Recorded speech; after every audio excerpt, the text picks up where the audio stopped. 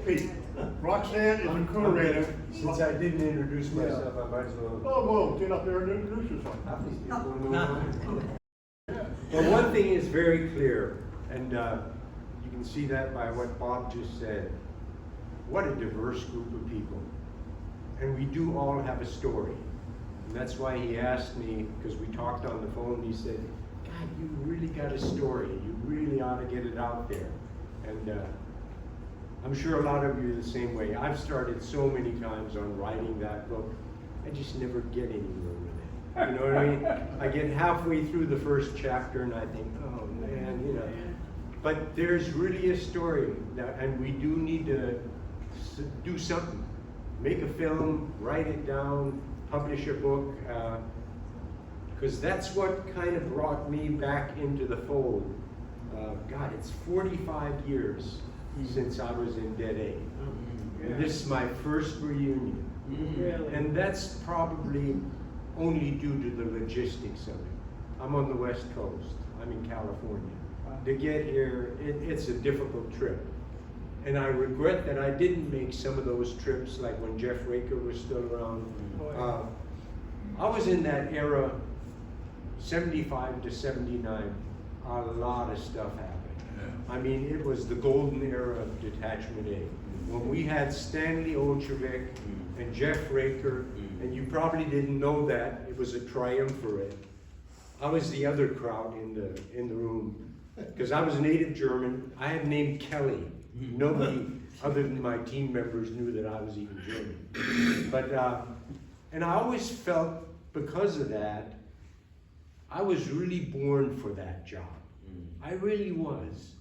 DET-A, that was me. That's what I was destined to be. Think about it. A German kid that grew up in January of 1944 in Germany. Wow.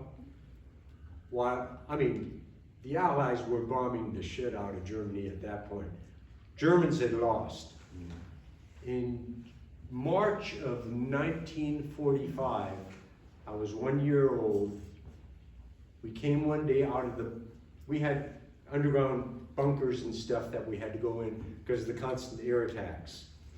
And we came out one day and the home we lived in was gone. There was nothing.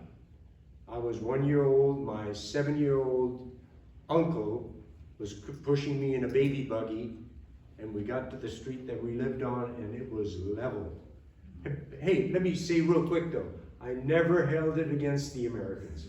I wanted to be American from the minute I met the American soldiers that came to Germany. They were the kindest people. They were the kindest soldiers. Thank God I lived in the American sector. Can you imagine if I'd lived in the Russian sector? I wouldn't be here. You know, the atrocities they committed. You're a dead So, guy, you escaped. yeah. I was the lucky one. But it kind of, that was my introduction to Americans, you know, soldiers in tanks driving by. We had to live in my aunt had a farm, sort of like, and it was out on the outskirts of Wiesbaden, Germany. And Wiesbaden was actually a Kurstadt. It was a resort town. Why they leveled that one, I never could figure out, but that's war, you know, retaliation, whatever. So we lived in this barn, and I would see the American tanks come by. And the American GIs, they would give us like Hershey bars and Coca-Cola. And I knew from that point forward, I wanted to go to America and drink Coca-Cola and eat Hershey bars. Can you think of anything better? And then I found out about Levi's and things like that. So it was a win-win. I initially grew up as a German until age 12. I've got one of the ugliest birth certificates you can imagine. On there is SS Scharführer, that was my father.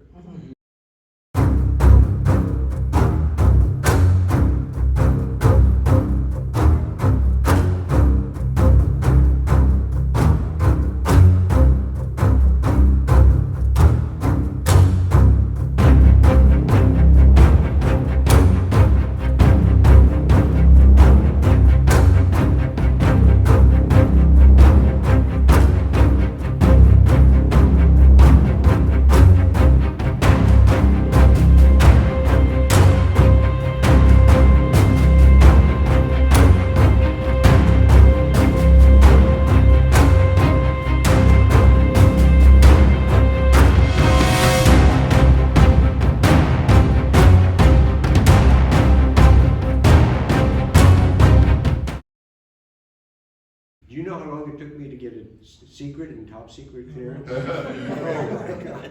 Because I found out at that time, they actually investigate your background when you get those top clearances. And they go to the country, they talk to my uncles and people like that, because that birth certificate, I mean, you know, can I be in DET-A? But that was many years after that. By then it had all been cleared up. Hey, as a 1-year-old, come on, was I responsible for World War II? Of course not.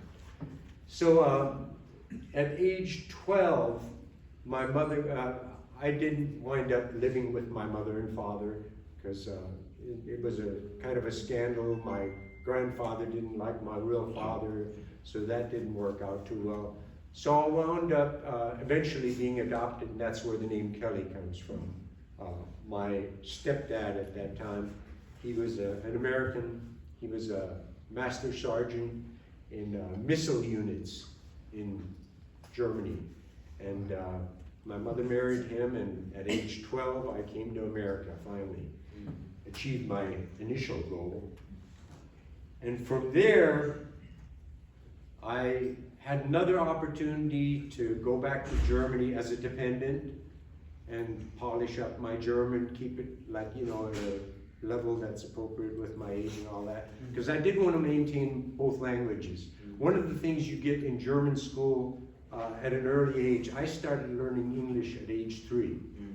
And that helped me to where you meet a lot of Germans or, you know, German-born Americans. They have a real strong accent. People think I'm Irish because I've got the name Kelley. I don't have a German accent because I grew up so early, you know, speaking the English language. And then my mom married an American, so that just kind of made it easier, the transition. So in 1963, I decided I wanted to join the military. I was very patriotic. Foreigners tend to be very patriotic, especially Europeans that have lived in places like Germany, and some of you are from places like Estonia and stuff like that. You know what it means to be an American. And I was very proud of that, and volunteered for the military in 1963. I was a triple volunteer. I wanted to be airborne, special forces, and I wanted to be a medic. And I got all 3 of those. So I started off my career enlisted. So I saw both sides of it, and that helped me throughout my career in the military, especially in special forces assignments. Because if you can walk into that team room and say, hey, I was a team medic before I was an officer, it just levels the playing field. Sure does. They know they can't give you any bullshit, because I've been there, I've done that. You know, I've been there where you are, so it gave me instant credibility. That was one of my best assets as far as having served in special forces, having been in special forces enlisted. The Marines have a really good name for it. An officer, they call him a Mustang. If he was enlisted and then he's an officer. And they're more accepted by the NCOs than other officers. Because people that have a difficult, Vinny, but he did a really good job of blending in right away and becoming a team member. Because if you walk into a team as an officer and you think that you're going to be in charge, SF training for enlisted was a year long. My medical training and all the SF training, and then you know, dog lab and all that stuff, and going to OJT in Fort Rucker, Alabama, and becoming a minor surgeon just about. You know, that was so extensive.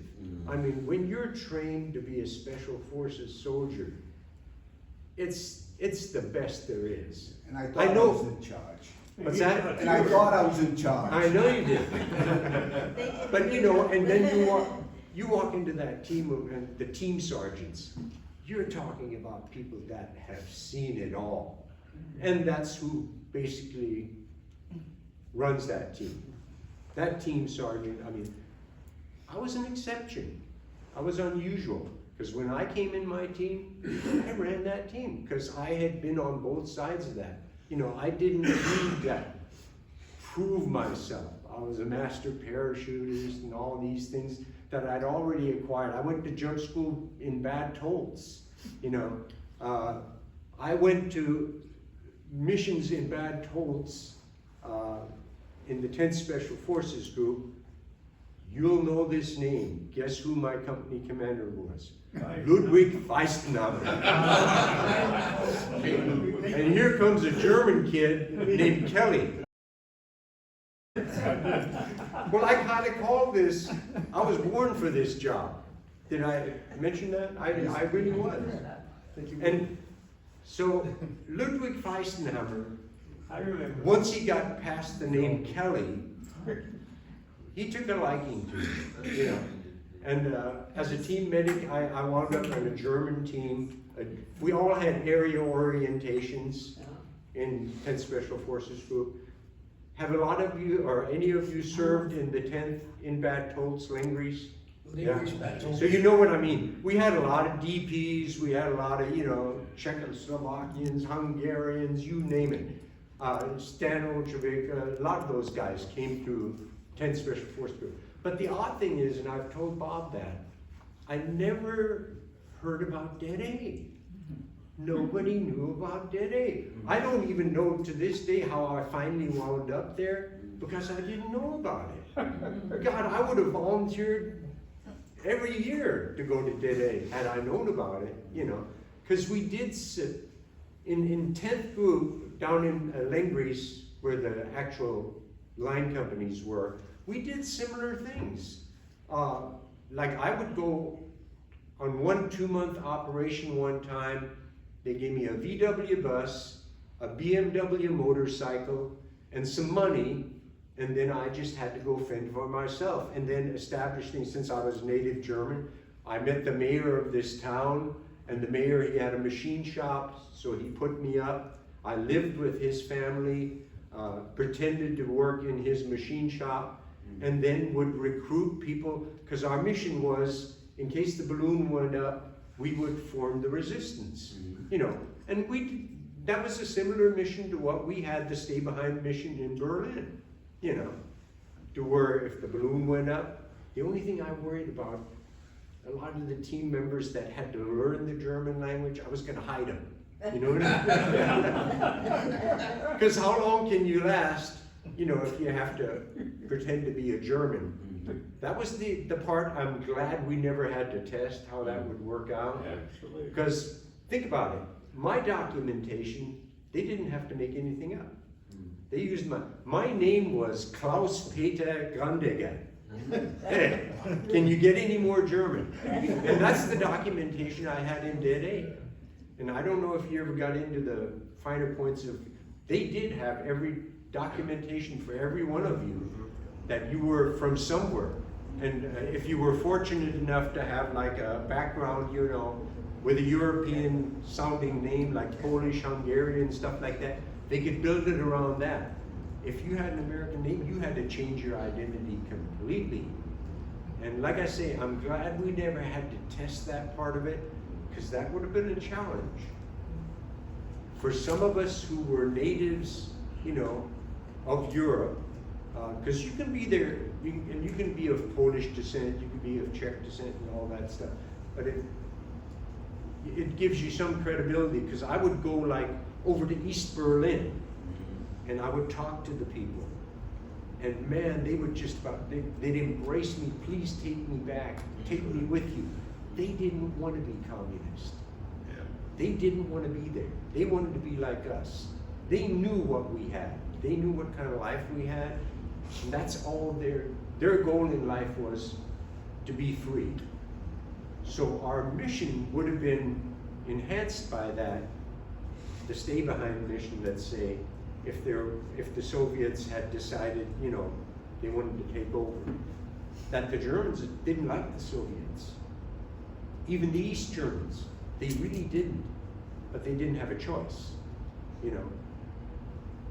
So if that mission would have ever happened, I think we would have been well prepared, because I was not just a team leader in DET-A, I was also the S3 at the end of my tour. I was there for 4 years, 75 to 79.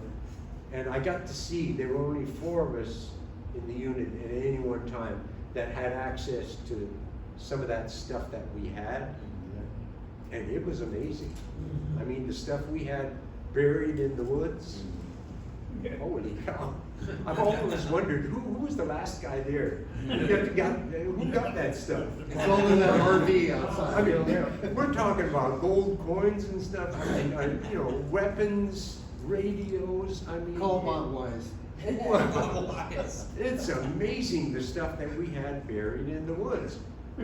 And the scary part of it, and I was talking to Vinny about that last night, because he wound up being S3 at the end too. As the S3, you had to sign for all that shit. Can you imagine? You're signing for stuff. Terry Swafford, I love the guy. I mean, he would say, "Oh, damn it, don't worry about it, Kelly. God damn it, it's stuff." You know, I said, "But Terry, I'm signing for this stuff, and it looks like this would be really valuable. Can I see it?" He said, "No, we're not going to dig it up." Remember, Terry Swafford had a really unique technique. I mean, he said it. Obviously, everything, you know. Elmer. So I signed the piece of paper. I think you signed it too, right? Yeah. You took it for granted that it was all there. You know, once in a while some of it was renewed and all that, but we had a hell of an arsenal and ammunition and funds and, you know, to sustain us. I tried to find it back in 2000. Oh, you went back there and looked for it? No, I'm kidding. That's bad. Well, anyway, in that transition from like, okay, 10th Special Forces Group, and then Ludwig Weissenheimer, he sent me to 7th Army NCO Academy. Did any of you, while you were over there? Yeah, there you go. Yeah. I went to 7th Army NCO Academy. I was gun-ho at the time. SF medic, come on. What's it? Really? SF medics, you get promoted really quickly. You make it up to E6 very fast. But then where do you go from there? You pretty much need to go in operations or intel if you're an NCO in Special Forces to progress. Because as an SF medic, you kind of max out at the E7 level, and then unless you're like, you know, in a group head medic or something like that, there isn't very much you can do to advance. You got to get an O&I. So Weissenheimer called me in after I went to the 7th Army NCO Academy. I got Distinguished Graduate, Award for Excellence, Award for Leadership. I cleaned up and wound up getting the Trojan Horse Award. For those of you that have been in the 10th group, they don't give that out very often. I did get the Trojan Horse Award. I should wear that thing. It's good looking. I mean, really nice looking big badge, you know, Trojan Horse.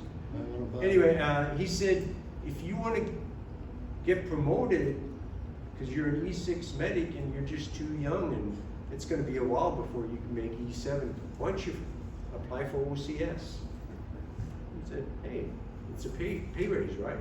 I said, yeah. So I applied for OCS, went to infantry OCS in Fort Benning, School for Boys, and same place you went to airborne school.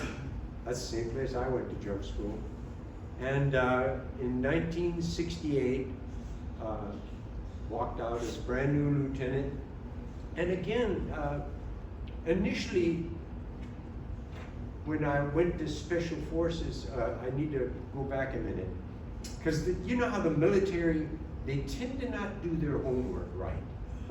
So what were they going to do after I finished all that training in Special Forces when I was enlisted? They were going to send me to Panama. I'm a native German. I'm bilingual, fluent. They sent me to Sands School of Languages to learn Spanish. Hello. And I was going to go to Panama, the 8th Special Forces Group. I thought, this is bullshit. You know, I'm walking through the Pentagon as a young, what was I, Spec 4, I guess, when you're finished with medical team. I think I was a Spec 4. My beret on, you know, feeling good and all that, had my full badge and everything. And I walked by this general's office. And he said, "Trooper, come here, come here. It's been a long time since I've seen an airborne trooper. You're Special Forces, congratulations and all that." And he said, "Where are you going?" And I said, "I just finished language school and I'm going to Panama." He said, you don't sound too happy about that. And I said, no, I'm a native German. He said, what? Is that what we do in the military? And I said, yeah, they just sent me to Sand School of Languages. And he said, are you proficient in German? I said, I'm fluent. You know, I can switch in a second. I mean, ich kann Deutsch reden. It's mir egal. And he said, damn, I'm gonna get your orders changed. He got my orders changed to 10 Special Forces Group.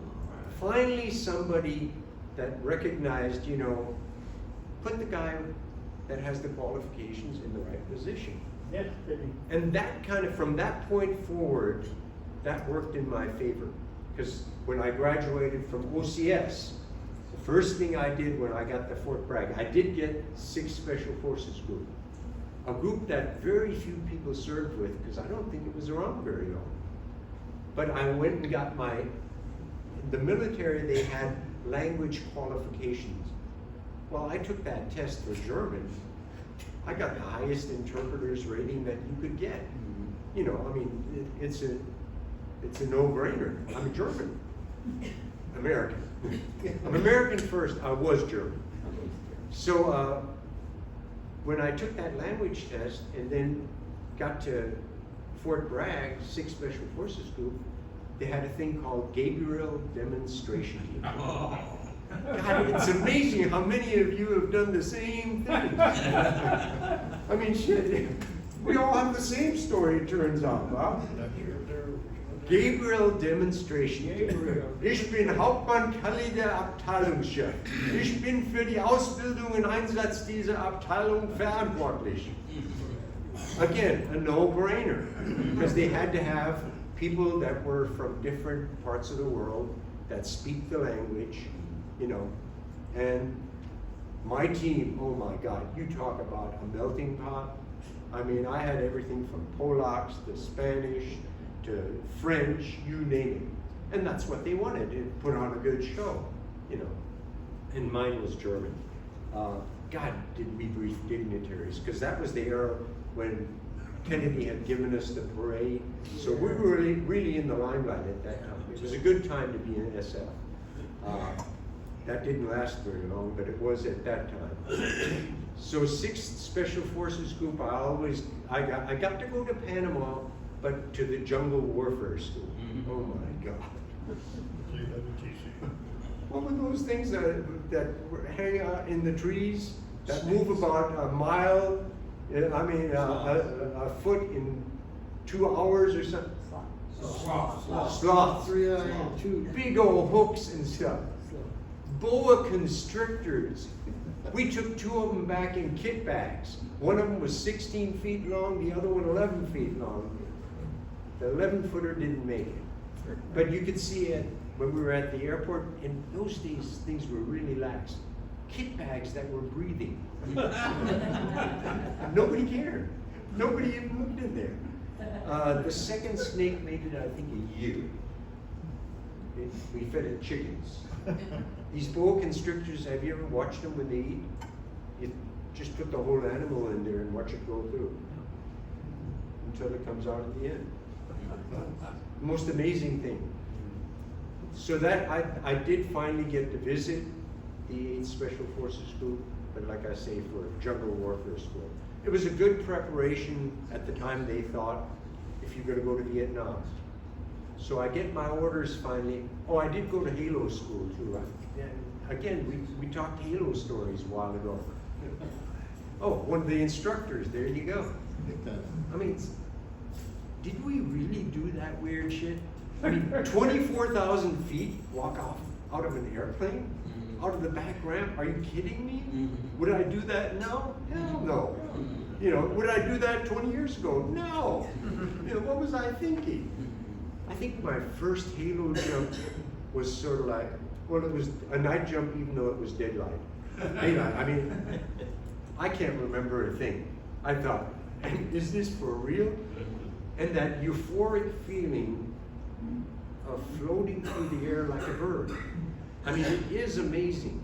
You know, when you go into that frog position and you put your arms out and your legs up, and even if you have a rucksack and all that, you tend to stabilize. And then you hit terminal velocity, and that's where you kind of stay. and you can steer and maneuver and all that. It is amazing. But the part I still don't understand, what got me to jump out of that plane? You know, I try to visualize that. Do you ever think about that? Jump master. Perfectly good airplane. Oh man. And then the oxygen bottles. Like you were saying, you even went higher than up to 30,000. It was an 8-minute oxygen bottle. Is that right? I think it was 8 minutes. Yeah. Walk around. So most of us on our normal jumps, which were below 20,000 feet, most of them were at 10 to 15, I think, in Halo school. We never even pulled that thing. Because it wasn't regulated the way later versions of it, you know, it was all or nothing. So you pull that thing and you get that oxygen just hit. So we just didn't even use it. We just held our breath. That was easy. Yeah. I'd hold my breath for a minute. The longest jump I had, 2 minutes, I think, at 24,000 feet. Yeah, sound about right? Yeah. So I got really good at that, holding my breath, because I couldn't.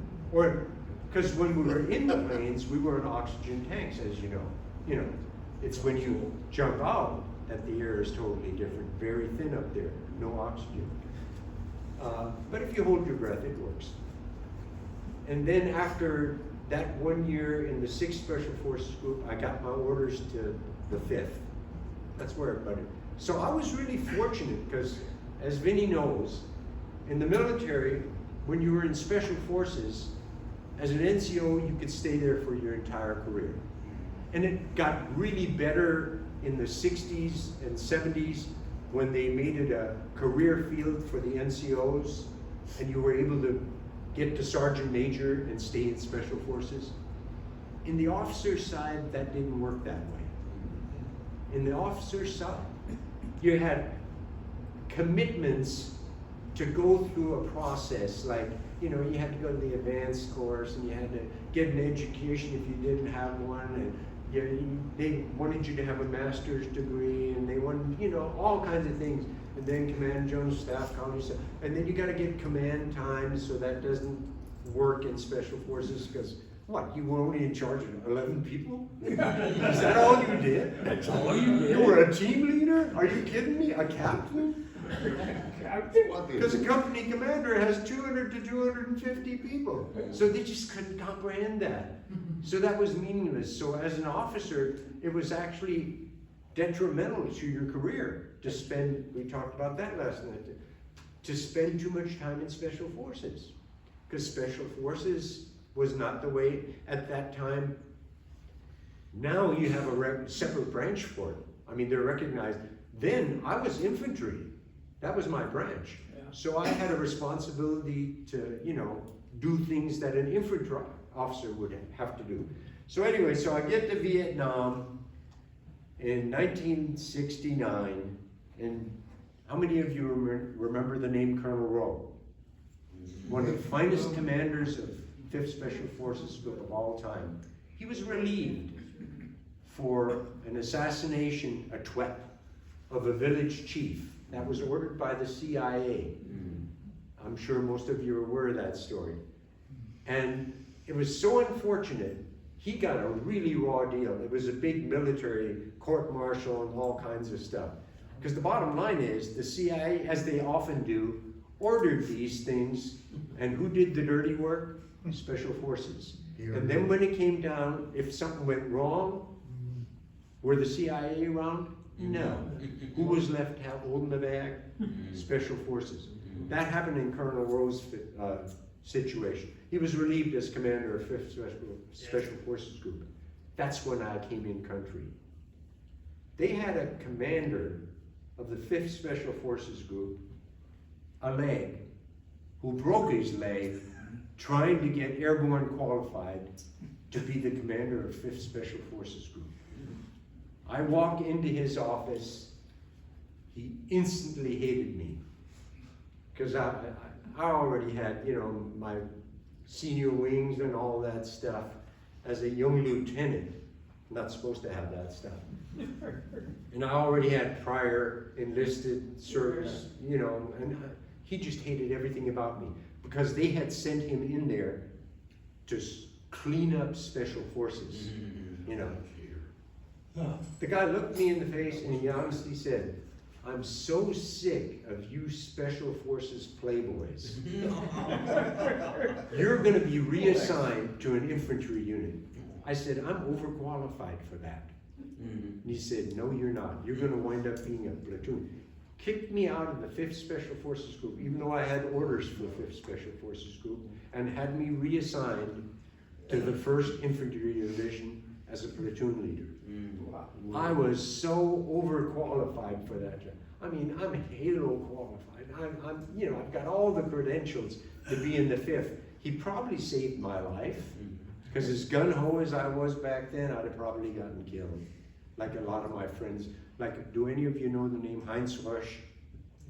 He was another crowd like me who was in Special Forces. He also went to OCS, and he got killed over there in one of the SOG teams, because I could see me volunteer for that shit. Anyway, didn't wind up in the 5th group, wound up as a platoon leader in the 1st Infantry Division. Career-wise, that was a big bonus, because I got my CIB, all the things you're supposed to have as an infantry officer with the 1st Infantry Division as a platoon leader.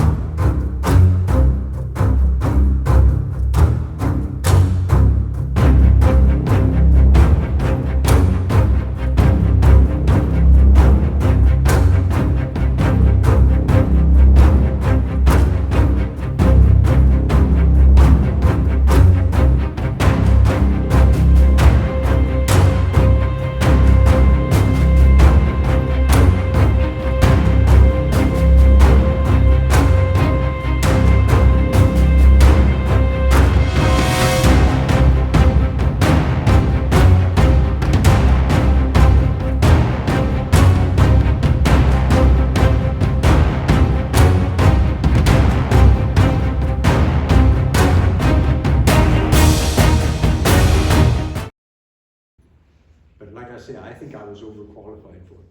The 1st Division, I don't know if they liked me or not, because they decided to leave Vietnam. May have been because of me, may not. But I was one of the last. They didn't like SF. Nobody liked SF in those days. If you'll think back to the late 60s, 70s. We got very unpopular. People were very jealous of us. General officers hated us because they weren't allowed to see what our mission was. They didn't have a clearance that authorized them to know what Special Forces were doing. So they just hated it. You all have a special reason you did that job. And like I say, I'm kind of telling my story, why I wound up, why I think I was right for that job. There was a reason, every one of you, why you wound up in DET-A. There was something unique about you that somebody, I don't know who did that back at the Pentagon. And actually, Mrs. Palmer and Mrs. Alexander. Mrs. Alexander, I remember the name. You're right. She's from Germany, Mrs. Palmer. Yes.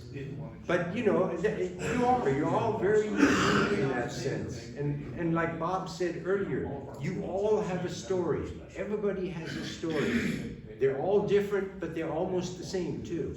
Because we all wound up being there for a very unique reason. So anyway, back to the infantry thing. 1st Division left on me, so they sent me down to the 3rd Brigade, 9th Infantry Division to finish out my tour. I did that and left Vietnam with all the things that were good for my officer career, but I was really bummed about not having been a part of the SF thing in Vietnam, because as you all know, one of the reasons DET-A was kind of in the dark until Bob brought it out of the cold.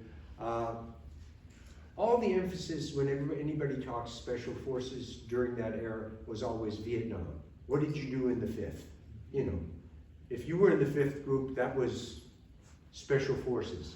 Nobody even knew that we existed. I mean, all the weird, cool stuff we did in Detachment A, nobody knew. Pete Kelley, Wolfgang Ostertag, Ron Broughton, and J.T. Gard, were asked to break into the U.S. military liaison mission compound to test their security. This facility had armed guards with live ammunition.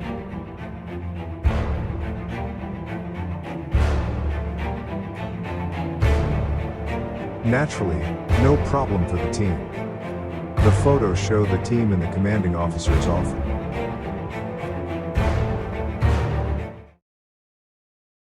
And that was one of the difficult things about being in a unit like that. Think about it. You've got all this cool stuff you're doing and you can't tell anybody about it. Even It's if you all- told it, no one would believe you. You know, yeah, it was just so weird shit. Our stingers and our well rods and the little spikes we had that you throw on the road to cause flats and all that stuff. We had the weirdest stuff. Underground firing range, you know. High standard. It was amazing the stuff we had, you know. But anyway, so back to, I did have another job that I felt really helped prepare me for the DET-A thing. Because I had to do the other things like the advanced course and all the boring stuff. But I did wind up being assigned back in Germany again, because like I say, once in a while somebody must have looked at my records and said, damn, he's native German. That works. So they sent me to be the liaison officer to the German army at the point where the two armies meet. The German army and the American army, the balloon went up. I got to interact with the 3- and 4-star generals as a young captain. I had a good sense of humor, so that worked. Because that can be intimidating. Having, you know, like a 4-star general who designs his own uniform and he comes out looking like Dracula. He's got a red cape and all, and 2 45s on his hip. You know, you general officers at the higher levels, they're different. Believe me when I say that. And so here I am, a young captain, assigned to, in a palace in Germany, Schloss Oranienstein, in Dietz an der Lahn, which is near Limburg, just north of Frankfurt, the headquarters of the 5th Panzer Division, 5th Panzer Division, commanded by Generalmajor Lem, very famous World War II officer. He was in charge of that tank division. I lived with the Germans. I became German again. I wore an American uniform, but whenever the Americans would visit or we would have, you know, maneuvers and stuff like that, I would wear my American uniform, but I would be with the Germans. Because anytime, and I had the fortune of having my OERs written by General Otis. He was my direct, you know, supervisor, because I worked at that level to where the 3rd Armored Division, he was the commander at the time of the 3rd Armored Division, and then his, let's see, who was his? G3. He wrote my OERs and Otis had to review them. So I found out later that there's a thing called General Officer Influence. It was stamped all over my records because I got along with him. He liked me. You know, I always had a good sense of humor, and the minute I got those Germans and Americans, the higher ranking officers together, they all refought World War II. They all know what we know now. We should have gone and got the Russians while we had a chance, right? And they all believed that, and they got along very well. And I would organize things like, you know, soccer matches and stuff, and you know what it's like when you get a bunch of Americans playing a bunch of Germans in soccer. They have all the footwork and all the finesse, and the Americans just want to tackle them. But it worked out. Everybody was muddy and happy, and we drank beer afterwards and all. But that was a really good experience, again, to bring my German up to a level as an adult, you know, and having to interact with people at a very high level in the military. And it gave me a lot of experience.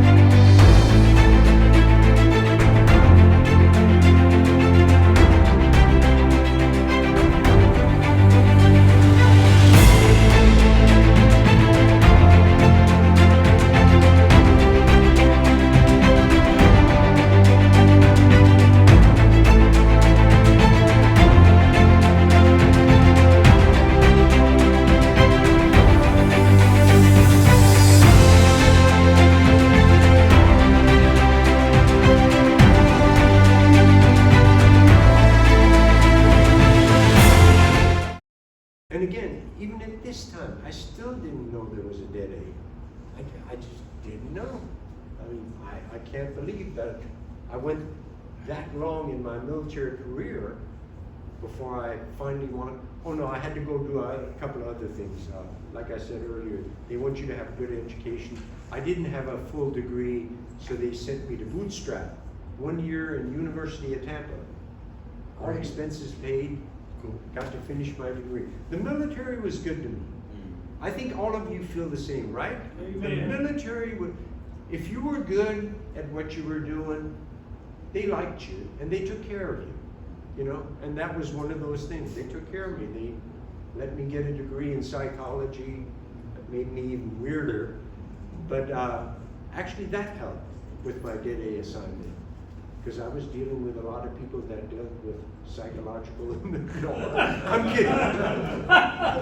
I'm embarrassed. Needed a nurse. But no, it did help, because I did give, when I got to DET-A, I remember giving classes, remember Bob, on terrorism, and in those days we had the Bader Meinhof, that was really big over there in Germany, and the Red Army faction, Flashcards. and Carlos, and we had all the cards and everything. So I gave classes on, you know, what kind of mentality becomes a terrorist and stuff like that. And I enjoyed doing that, and that psychology degree kind of helped me in that.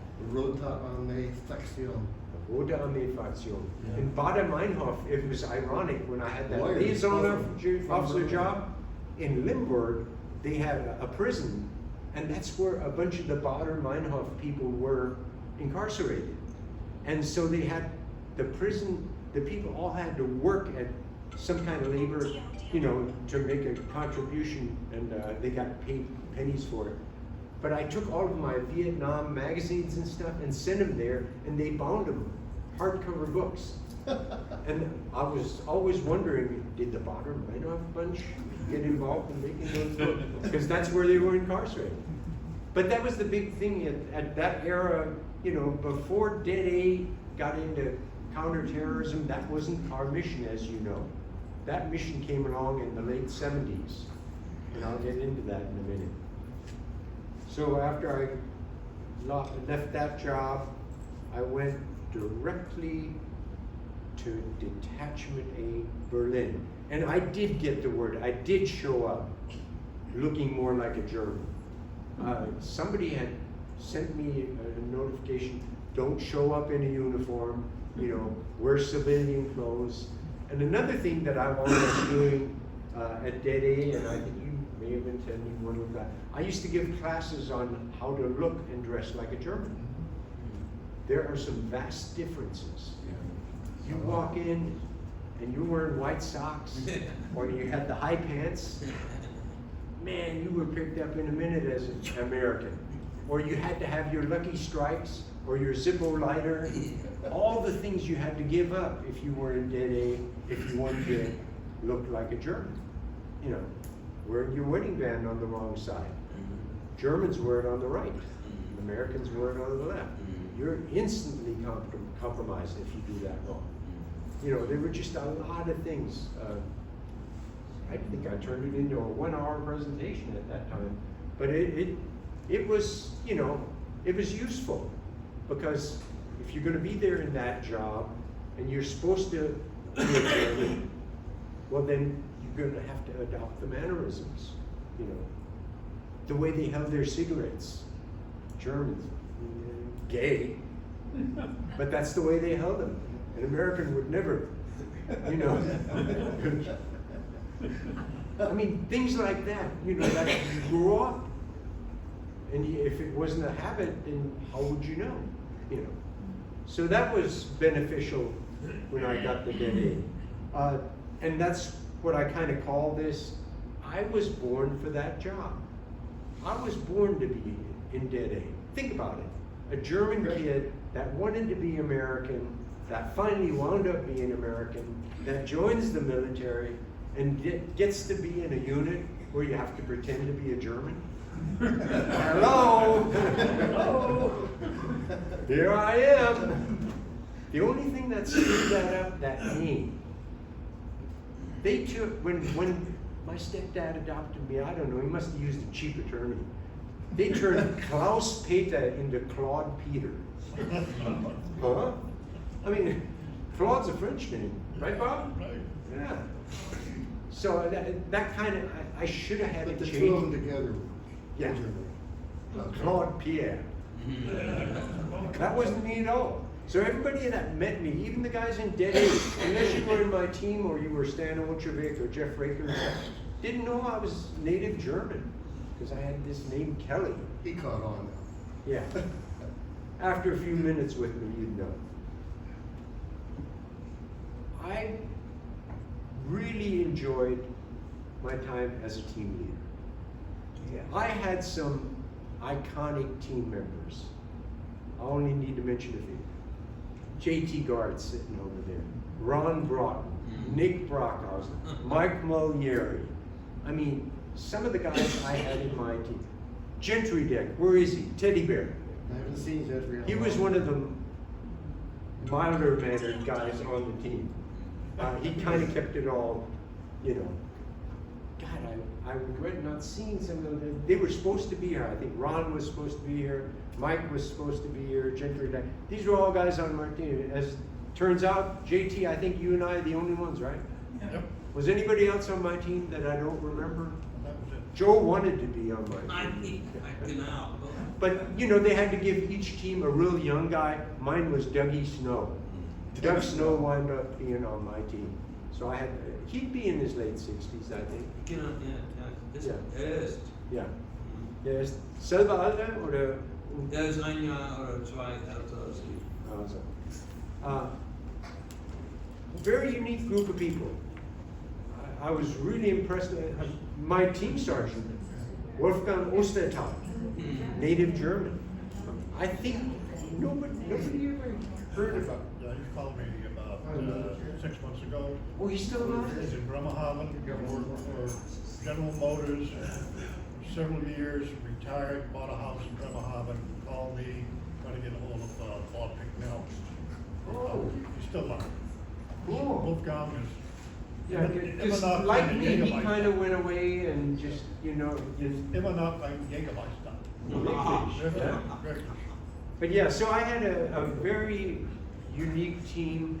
I had the honor of getting to interact as the first team leader with some German organizations or units that were very unique. I took the first team to GSG 9. And the way that happened, Stan Olchovik, Jeff Raker, and I, we went down there to Von Hengelar and got drunk with them. And they liked us. Stormtroopers, those guys. And the way it worked in those days, Stan Olchovik was in charge, and he was a good guy. He really was pro-SF, pro-DET-A, all these things, and didn't give a shit about these conventional generals that tried to make us do things differently. He stood up to them. Great time for DET-A. When he came in, because the commander I had before then, I don't speak of too highly. It was a Colonel Rao. I don't know if any of you remember that name. Yeah, you remember about it. That was a terrible era for DET-A. Because Colonel Rao, there was a Colonel Cater who was the Berlin Brigade commander. And I understand he later wound up at Devon's and he hated SF. But I have a little story to tell about that. Bob knows it. As a team leader, you know, Cater wanted everybody to brief him all the time. Well, he wasn't allowed to know half that shit that we did. You know, so he came to my team room, puffing on his cigar and blowing cigar smoke in my face, and expected me to brief him. And I said, "Sir, you're going to have to put out that cigar if you want me to brief you, because I can't breathe." And that stunned him. He didn't know how to react. He put out the cigar, you know, because he didn't expect that. Everything went fine. I gave the briefing and all that. The next day, he called me over to his office, and you talk about somebody getting reamed. Don't you ever approach a senior officer and tell him to do anything. Hey, I said, "Sir, I wasn't able to breathe. You know, what do you want me to do? Bad era. The Stan Olchovik era, when he took over DET-A, that's when things really started happening. Gott sei Dank. Jawohl, das war. It was without a doubt, I think, unless somebody can correct me and prove me wrong, that was the best era for DET-A. We did things, because that's when the counterterrorism mission came along. What years approximately? I was there 75 to 79. Stan and, well, Jeff Raker was there before Stan Olchovik. He kind of recruited him and brought him over. In what year was it? 77? 76, and that's when Hot Plan 300 came along, Yeah. which you're talking about. So 76, 77, we transitioned into really getting some cool backing and missions. Our tie-in, I don't know if you guys know that, but we interfaced with Satfi, Satfi, the commander of Southern Operations for Task Force for Europe. Similar backgrounds. I met that guy. That was, you know, our. We had a liaison officer at Camp Satfi, and all that stuff was classified back then. By the way, did I thank Bob for bringing me out from the cold? I only tried to get him out of 15 times. Oh, it finally worked because he said, Pete, it's all declassified now. And that's when I found out about, I'll have to give Stig credit for, the book is a good chronological record of Special Forces. He did a lot of background work, he did a lot of research, and I even had to consult it to get my head together, you know, years and dates and names and stuff like that. It goes off a little bit in the end on, you know, it's all about his team and the team he was involved in. You would think there were no other teams in Special Forces, DET-A, other than that one team. Well, wrong. For example, like, you know, with the GSG-9 thing, he didn't really know the whole story, how that all happened. And like I said earlier, a lot of these things happened with Stan Olchovik, Jeff Raker, and I would go to these German units or commanders and stuff, and we'd have to drink with them. And it worked. I don't know, maybe we were charismatic or whatever it was. Sir, did you go to the Torgau function with Olchovik? Stanley went there. Torgau was a place where they crossed the river and met the Germans after World War II, or met the Russians. And they have a function every year where Russian officers show up to steal all the booze they can, load it into their jeeps and leave.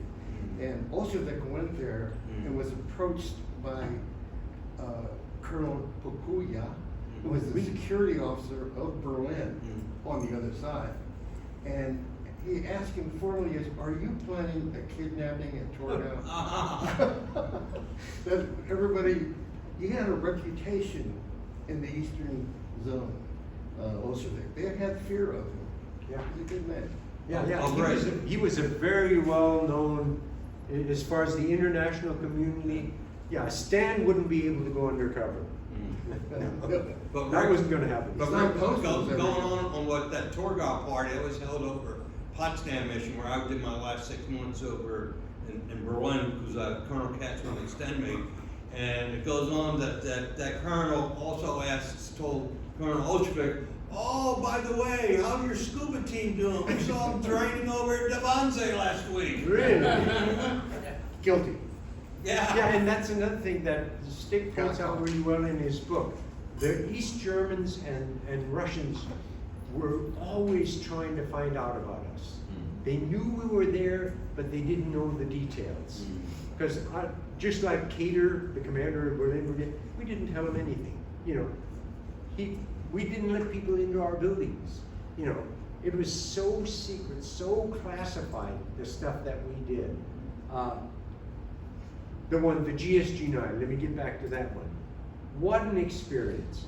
Here we are, we're giving the first mission, probably in the US military, not just for Europe, I think, because it was before Charlie Beckwith, in counterterrorism. You know, it was a unique mission, to say the least. And to go to a place, GSG-9, the Germans had just, after the Munich In Bonn. disaster, they said, we're gonna have a really good professional counter-terrorist unit, and they did. I mean, we rode around in armor-plated Mercedes vehicles on the Autobahn, going over 200 kilometers an hour, and they had weaponry, all the Heckler and Koch, and the Steyr-Mannliche sniper rifles and stuff like that. They had equipment that put ours to shame, it really did. But it got us input that we were able to use to get more funding, to get better equipment. And we wound up, oh my God, the stuff we did with the GSG-9 people, I don't know how many teams eventually went there, but it was a good relationship. Mogadishu in '77, Colonel Wegener, Ulrich Wegener, got to know him real well. And Frieder Baum was his adjutant, and he got to be a friend. He even visited me in California one time. Gave me the uniform and everything. I was gonna go on that mission to Mogadishu with GSG-9. The State Department found out about it. Holy shit, you talk about, they said, there's no way an American is gonna go in a GSG-9 uniform to Mogadishu and create an international incident. So that was next. I still kept the uniform, but I didn't get to go to Mogadishu. Although Colonel Wegener did send me a book signed by, Oh, that's that Mogadishu book, if you've never seen it, it's in German though. I don't think he ever put out an English version. Did he ever write a book? Or Yeah, somebody that write- Mogadishu one. Oh, okay. Yeah, and that's the one he sent me, and signed it along with I still have my GSG-9 mug, crystal mug. Ooh, that's a clean shoes. Again, it goes back to, I was born for that job. I was. These were Germans. I put on a different uniform, they think I'm a German. I wind up being German, So how can it not work?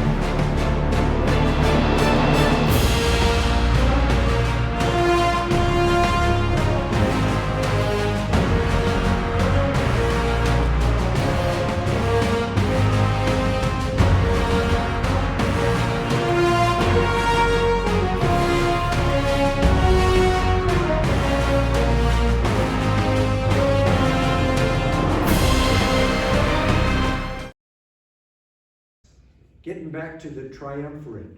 Stan had the authority and he had the know-how to get these people on board. Jeff and I, we had to go see the Germans and drink with them. The Ranger School, what was his name again? I had his name written down. Anyway, we went to his house, drinking beer amounts I don't even want to try to remember.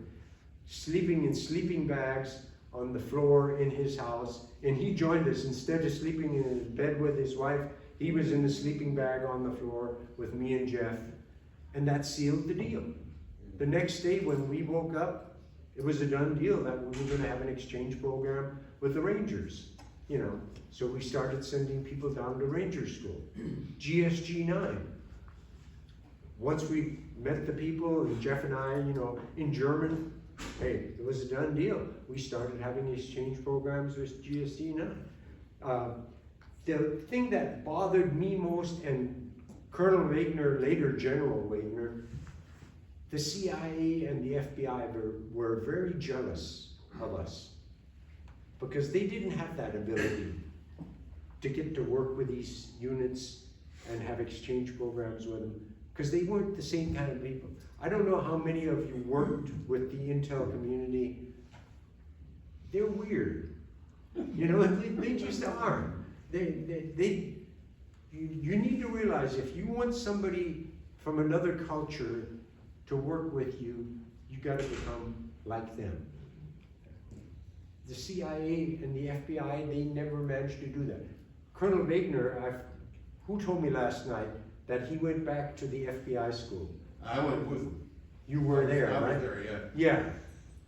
He didn't like the FBI because it was, he always looked at it, it's a one-way street. They want all kinds of things from me and they want all, but they won't do anything for me. You know, they won't share any information, not even intel that would be beneficial in me, you know, doing some of my operation. So when they would ask me, hey, Kelly, can you get us in with Colonel Wegener? I said, no, he didn't like you guys. You know, he didn't want to talk to you. He didn't want you anywhere near his building because he just didn't. But he liked DET-A. He liked our people. You know, he liked me and Jeff when we drank with him and stuff like that. You know, and they liked Stan Olchovik because, you know, he was an old DP that was now American. They respected that and they liked that. So that worked. That worked for the Ranger School. It got us into Mittenbach with the ski school. You know, the winter warfare training. Do you realize that those qualifications, how many of you went to that winter warfare? I did. Yeah. That was a great school. I mean, you learned everything. After that school, you could run a ski school. You could run a mountain. You could, if you wanted to retire and run a ski resort, you had the ability because they taught you everything, to include winter warfare and like medical evacuations with the Akios and all that stuff. But you became a very good skier too. And my name was Captain Video back then when it came to skiing. Remember that, Minnie, when you came on board? What's that guy? And then he tried to outdo me and he wore a red ski suit. Anyway.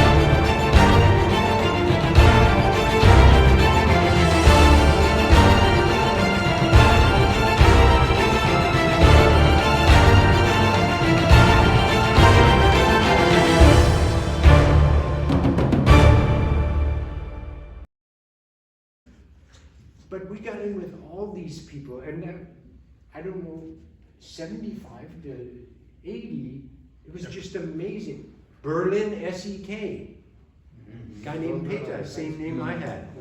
You know, because I always went by Peter with Germans, Peter. I never used that Prague name, that wasn't me. It kind of always surprised them when I said Kelley, so I had to do this brief explanation. Yeah, I'm native German, I was born in Wiesbaden, but then my stepdad was American and I took his name. I kind of got that down to less than a minute. Because they always wondered, you know, what's this guy Kelley, Irish name and all that. But Berlin SEK turned into an excellent relationship, you know. And that was all during that era, when we, in the late 70s.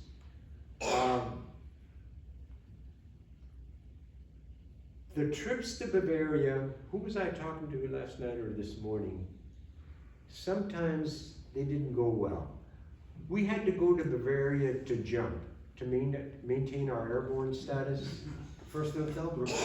Yes, you were talking to me about it. First and Felber. With one time, Same place. and you reminded me Snipers, that they firearms, carried me in at the end of the evening, I know. What happened, here's the real story. Actually, it's very close to your real story. I didn't remember that until you told me. We used to have to fly around down there.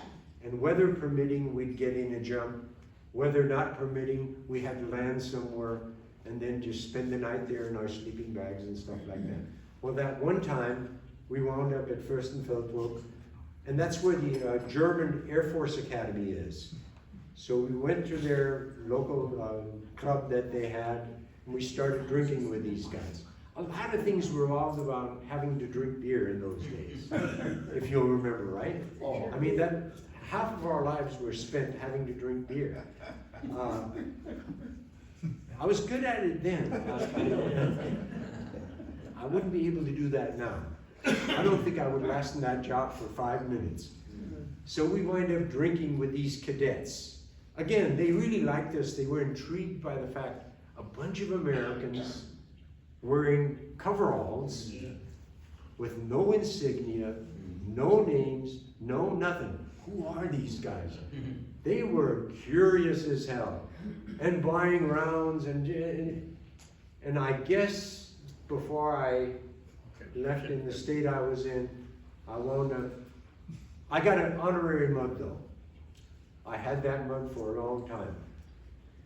Things like that. What happened later that night? They had to carry me into my sleeping bag. He doesn't know, Bob. I just found out. I had an instant flashback when you told me that story. But, you know, it was just such a unique experience. And wouldn't you agree, I think I was born for that job. I really was. Not only born as a German, but prior enlisted SF medic, you know, spoke German, experience in 10th Special Forces Group, and then DET-A. Nothing could top that. After that, I think I had one more assignment as a Special Forces advisor with a Readiness Group Los Angeles.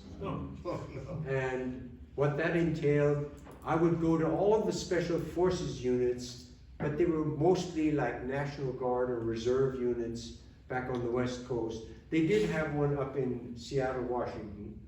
They had real Special Forces people. And then I would just, you know, interact with them, just like ROTC duty, I think. And after that, I decided to retire because that wasn't a lot of fun. Because I had a commander that was, again, very anti-Special Forces, and he didn't like the fact that I had too many awards and stuff like that. So after 20 years in the military, I retired, 5 years as an NCO medic, and 15 years as an officer. I had orders at that time to go to Commandant General Staff College. I was going to be a light colonel, and then I would be a battalion commander in Fort Bragg, and probably to the Middle East.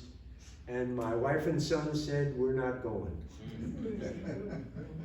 They had been nothing but, you know, Germany, Fort Benning, Fort Bragg, Germany, Fort Benning, Fort Bragg. And we got to California and they fell in love with it. The weather is amazing. Great place to live as far as, you know, the weather goes. I'm a very conservative, patriotic American. Here, here. Thank you, Peter. You're very welcome. And thank you for talking me into it. Okay.